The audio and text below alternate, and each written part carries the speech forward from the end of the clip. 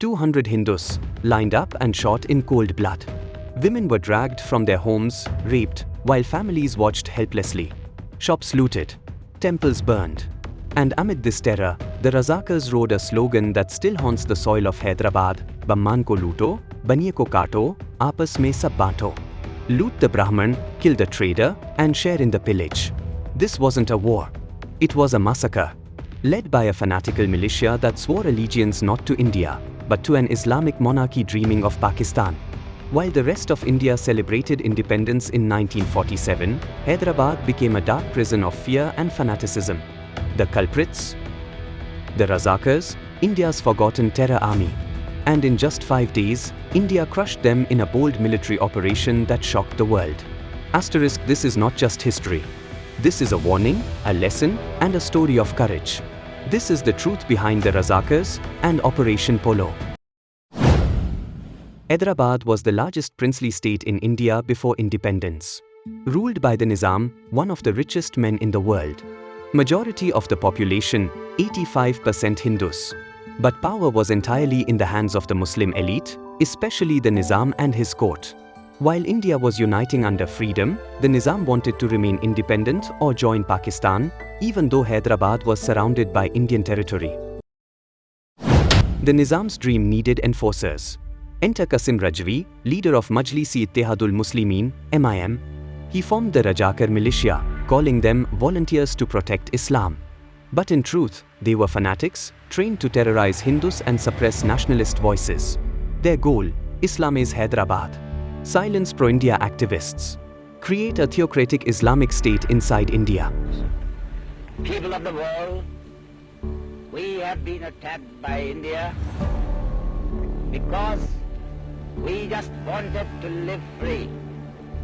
Hyderabad can solve the minority problem of the subcontinent if only you wish. Otherwise, we, in millions, will just die with honor rather than submit and die an ignoble death.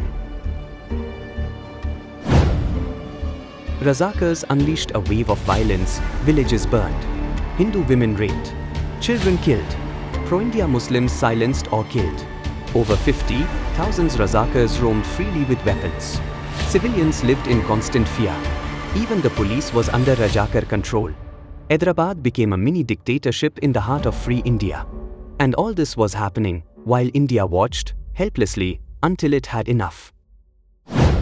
India didn't want war. Sardar Patel and Nehru tried diplomacy. They gave the Nizam several chances to join India peacefully. But Qasim Razvi, speaking for the Nizam, declared, "If India attacks, we will destroy every Hindu in Hyderabad." That was the last straw. Sardar Patel said, "We will not tolerate a cancer in the body of India." On 13 September 1948, India launched Operation Polo.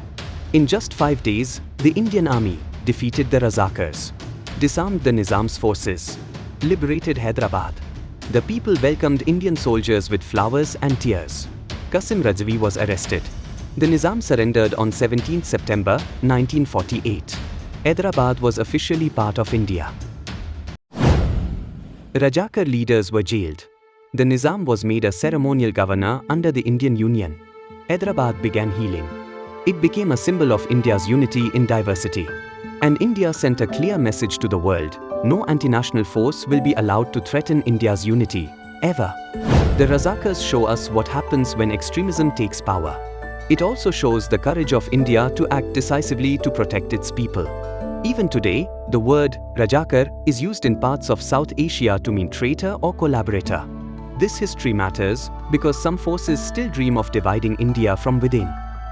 The Razakars ruled with terror, but in the end, they were crushed by the will of the people and the courage of a new India. Never forget. Hyderabad was not just a city saved. It was a civilization defended. And the credit goes to every soldier, every citizen, who believed in one united Bharat. Like this video. Subscribe to VocabTales, comment, what should the world remember about the Razakars?